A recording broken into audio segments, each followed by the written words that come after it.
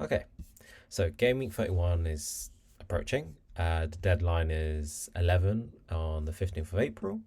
So here I'm going to look at for each position what type of players we could target depending on what your squad needs. So we'll go for goalkeeper first, defender, midfielder, and then forwards. So let's start with the goalkeepers. And if we look at the current fixtures for this week, I've put down Pope, Allison, and Edison. These targets really depend if you still have your free hit chip. So if you do have your free hit chip, then Edison probably would be my number one target. Reason for that is because if we look at his fixtures, they've got Leicester at home, where Leicester's been, to be honest, awful. And Man City have just been so good defensively. Or they've been really good, and they've been actually struggling to keep clean sheets, but I'm thinking a run of not conceding you'd think will start to happen. But Edison hasn't been that inspiring as a pick, but what he gives you is that he will start every game. He misses obviously 32, which is why the free hit chip is important, because I would assume everyone who's got the free hit chip will play in 32 if they still have it. He does have a difficult fixture in Game Week 33, but what you're targeting here is the double game week. 34 and Fulham and West Ham in 34 and 34 Game Week 34. And then after that, suppose you could probably keep Edison for the rest of the season, and he's going to get another double game week somewhere. I think most likely in the ultimate week, but we're not entirely sure. If you don't have the free hit chip, however, and you may want to target the double game weeks, and Allison could be a good option. So in terms of XG, he's been one of the best performing goalkeepers in Europe's top 5 leagues, so he's prevented the most goals. But Liverpool itself have been terrible in front of goal in terms of conceding. Like if we look at the goals they've conceded 4, 2, 4, 1. Got a nice little run here, and then 3. Just generally this season, the defense hasn't been that good. But if you look at their run of games, Leeds, who actually you think could score, but we're using this to also target these double home fixtures here. So you'd caveat in the next 4 fixtures, and he importantly plays in this blank Game Week 32 where lots of teams are playing an FA Cup. Then let's say Nottingham Forest, if he got two clean sheets in these 4 weeks, I think you'd be quite happy. So say Nottingham Forest in Game Week 32, one of the games in Game Week 34, so you're getting 2 clean sheets in 4 game weeks. And then Leeds, I think you could have good hope for as well. But Leeds and West Ham battling relegation, you don't know, but quite good chances. And also, like with Edison, I think if you had Allison, you could keep him for the rest of the season. Pope, let's have a look. And well, Newcastle have been really good defensively. They've kept a lot of clean sheets. We look at their fixtures as well. They're going to have they play in Game Week 32, and they also have a fixture to be rescheduled. So he's quite a good target. When we get later on in the season, Pope may not be a player you want to keep. Just playing against Chelsea and Arsenal, you never know. Spurs isn't the best game week for. Spurs isn't the best fixture to target for the blank game week in Game Week 32, but he's actually playing, and you never know with Spurs. Either don't, if Harry Kane isn't doing anything, then maybe he won't. Maybe Spurs won't score. So I think those as keeper picks are quite good.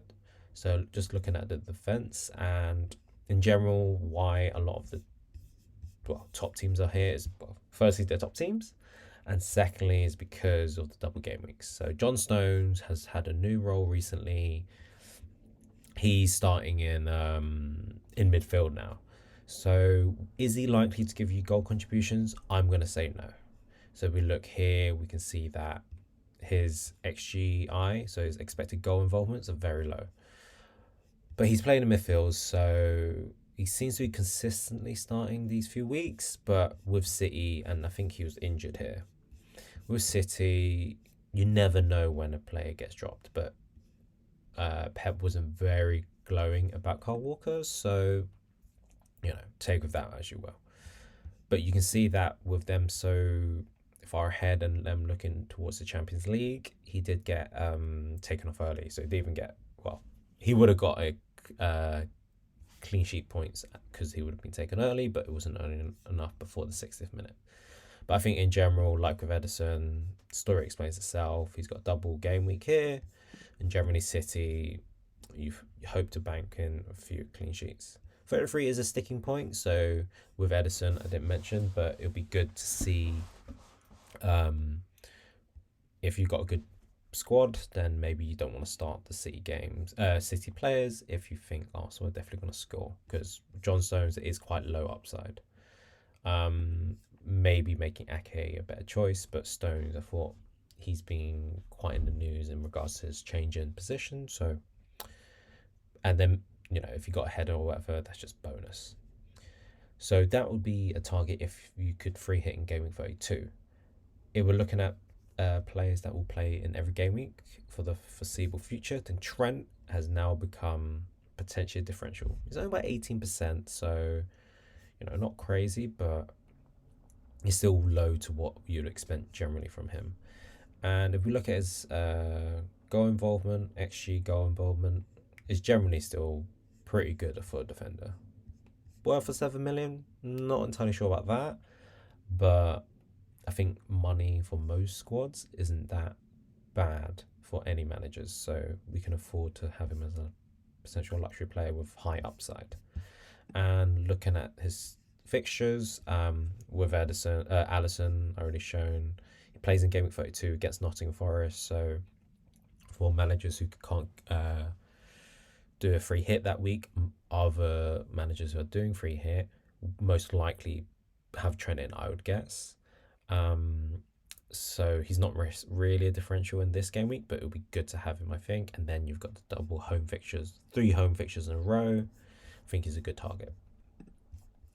So let's have a look at the midfield now. And, well, if we'll talk about Rashford a little bit more later, but if I was to if you were to take out Rashford, I think Grealish is probably the number 1 pick. If we look, he's got a goal and assist in the last 2 games. He looks like he's one of Pep's most trusty players right now, but the Pep roulette is a real thing, and any minute he might get benched, So, but yeah, if we look at the XGI, he's just been so good since the World Cup. And in general, hasn't been too bad this season, really. Enjoying his best year. I think something with Grealish is, even when he's on fire, he may not get like the 15, 17 pointers, I would say. Like, okay, he's got back-to-back 12, but that's as high as you're kind of anticipating. So you're expecting 10s, 9s from him. Like sometimes with City players, on a really good day, if we're talking about like Sterling or Haaland, they can get like hat tricks or 2 goals and assists type of thing. Grealish, as good as he is, his output isn't always amazing for a City player, but it is very good. So this is who I would target for as a midfielder, and most likely as a Rashford replacement if you don't believe he'll be fit in the foreseeable future. For players who play in Game Week 32 as well, then Martinelli, of all the Arsenal assets, he's been the one on fire. If we can see, aside from this Bournemouth game, he's had a goal return in the past, what's this, 4, 5, 6, 7, 8, 7 in the past 8 games, with 3 double-digit hauls. He's the one to target. Saka is on penalties, but he's also a bit cheaper. Not like money is necessarily an issue, but he seems to be one in form. And actually, so far, Trossard was a concern of whether he'll take some of Martinelli's minutes. And actually, Trossard's been rotating with Gabriel Jesus. So being that false 9 when he comes on, or if Trossard just starts. So far, the minutes for Gabriel Martinelli seems really good. And is who I would target. I would say Arsenal have got a tough fixture after Game Week 32, but for the next 2 fixtures, I would say Martinelli's a must-have. Well, I wouldn't say must-have, but really would be key to have him in your team. City and Chelsea and Newcastle, that is a really tough. Add that with Brighton as well as really tough fixtures. So it's really hard to say long term whether you keep him, but Arsenal will score goals. So Martinelli could be the one. And just a shout out for Roy Hodgson, doing at his age and basically changing it around for Crystal Palace already. And then last week, Elise with 3 assists. Why I chose him and not Eze is just because his expected assists and his expected goal involvement numbers just been really good these 2 weeks. Sorry, these two.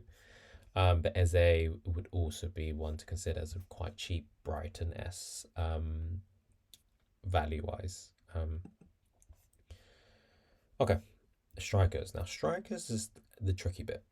Strikers, if we look at, if you don't have Kane, I'd get Kane. He's playing Bournemouth, plays in Gaming 32 against Newcastle, so it really depends. If you've got Newcastle defenders and you think they might not start, they might keep a clean sheet, then maybe Kane isn't the one because he has got United and Liverpool next, quite tough fixtures. But Harry Kane has returned has scored in 4 consecutive game weeks. So he's been on fire, one of the top premium assets. If you don't have him, I'd make sure you would have him. But maybe it actually is a good time to hedge not having Kane. But for this week against Bournemouth, he's a potential captain candidate. I would get him. A similar story with Kane of like his fixtures might not be the best going forward and might have missed a boat, but we look at Watkins and he's been on fire. If we look, Brentford, Fulham, United, maybe Fulham's okay, but Brentford and Man United, going to be tough fixtures, and Newcastle as well.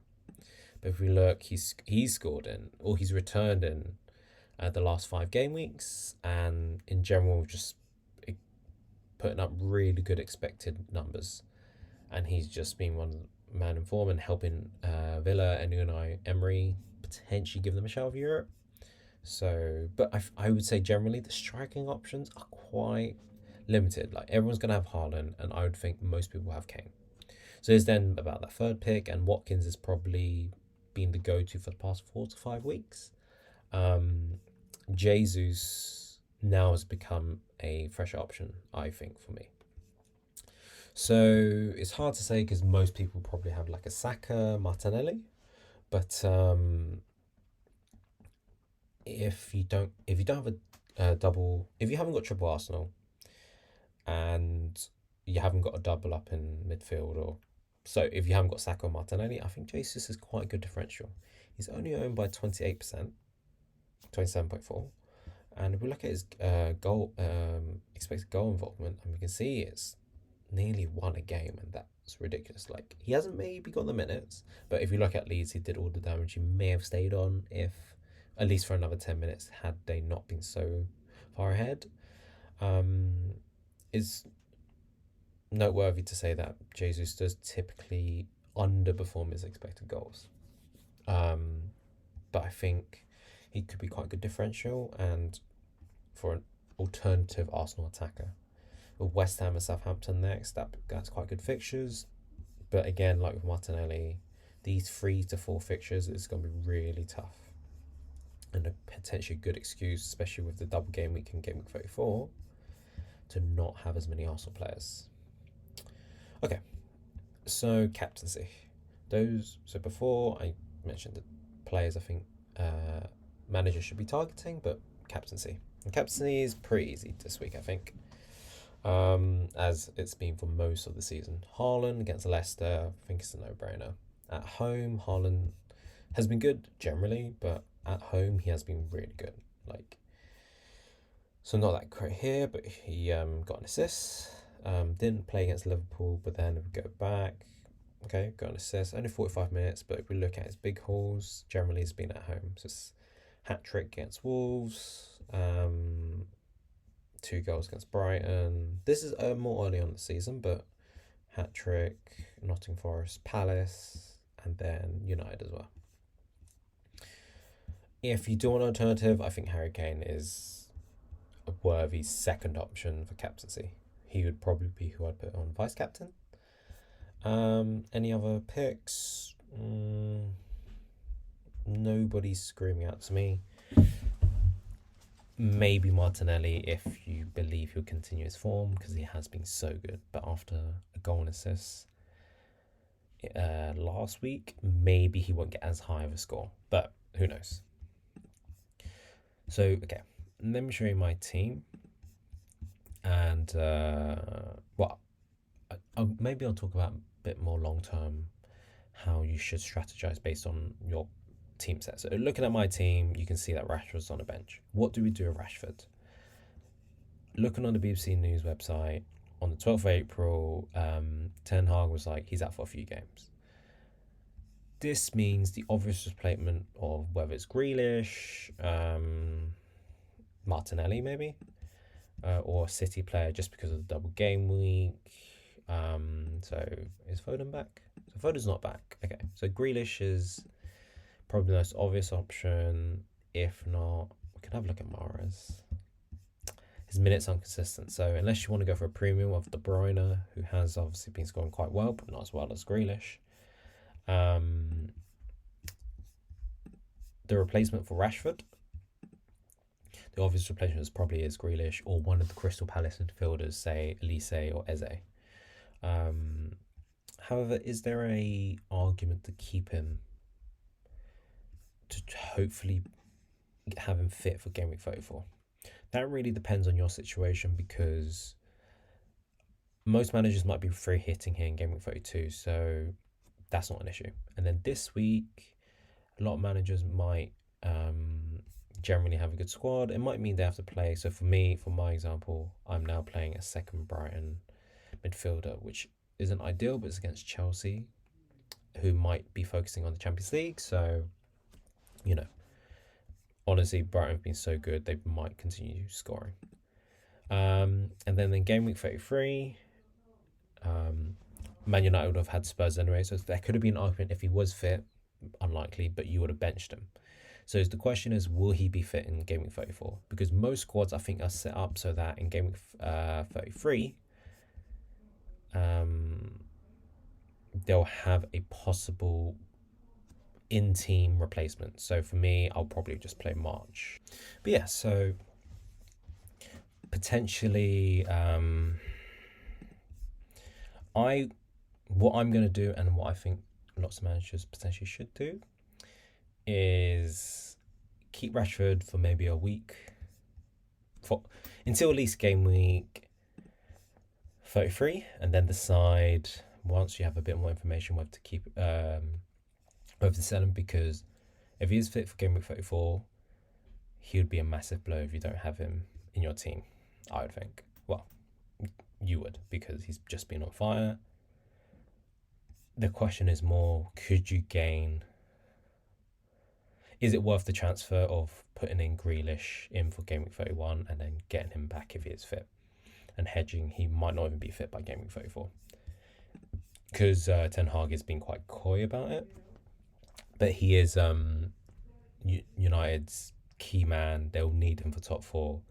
I think he'll be back within that time. And then in those other weeks, which this week is against Chelsea, but like March or whoever, it might be McAllister, Evan Ferguson, in Game Week 33, your replacement would be a Brighton playing against Forest, and I think that was fine. Okay, so just to round off this video on seeing the plans for my team, and I haven't done my transfer yet. This is my current starting lineup, and actually I'm targeting for Game Week 34, so let's just quickly have a look at that first. So the teams doubling are Liverpool, Fulham, City, West Ham, Brighton, United. I've currently technically got 3 United players, but 2 on the bench. So Shaw, Rashford, Fernandes, locked in there. Brighton, I've got Estupinan, Solly March, Matoma. Great. So I've got triple ups there. City, I've got Haaland, just Haaland. Liverpool got no one, West Ham got no one, Fulham got no one.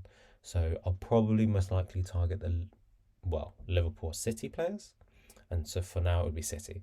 So my choices is whether I take out me for John Stones or Nake, for potential better attacking upside, or I take one of my goalkeepers out, most likely Raya, for Edison. Why? Because to gain for the double game week. If we look at why I'm taking Raya instead of Kepa is because in game week 33, they have Brentford, and so obviously Raya will have Chelsea. Am I believing? And this is probably, very dumb of me, but I'm believing in Chelsea keeping a clean sheet more likely than Wolves keeping a clean sheet. Brentford keeping a clean sheet, in their respective match, and Chelsea are at home. But this is Frank Lampard we're talking about, and not very hopeful how things are going to go. But anyway, yeah. So this is my setup for Game Week 31. These have been my tips for Game Week 31. I hope that's helpful, and see you in the next video.